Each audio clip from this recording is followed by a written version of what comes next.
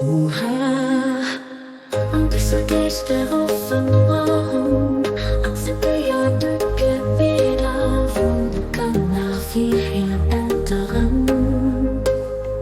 Das sind von der besonneschen, onendleche Geschenker von dieser Offenbarung.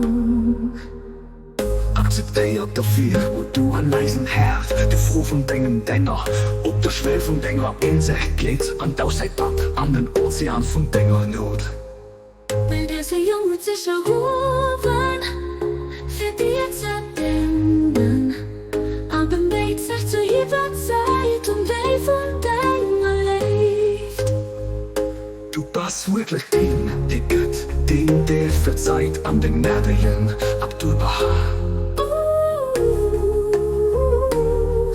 Weil diese Jong huet sich erhuewen, für die zu dëngen, beméit sech zu jiddwer Zäit wei von Denger Léift. Du bist wirklich der Gott, der verzeiht an den gnädigen Abdu'l Bahá.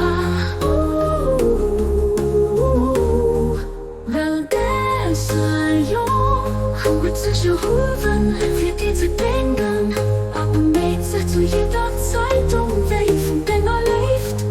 Du bist wirklich der Gott, der verzeiht an den gnädigen Abdu'l Bahá. Abdu'l Bahá.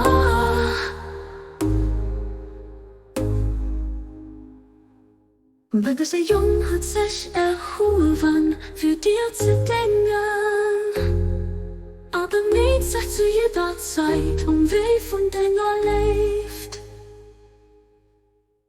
Du bist wirklich der Gott, der verzeiht an den gnädigen Abdu'l Bahá. Abdu'l Bahá.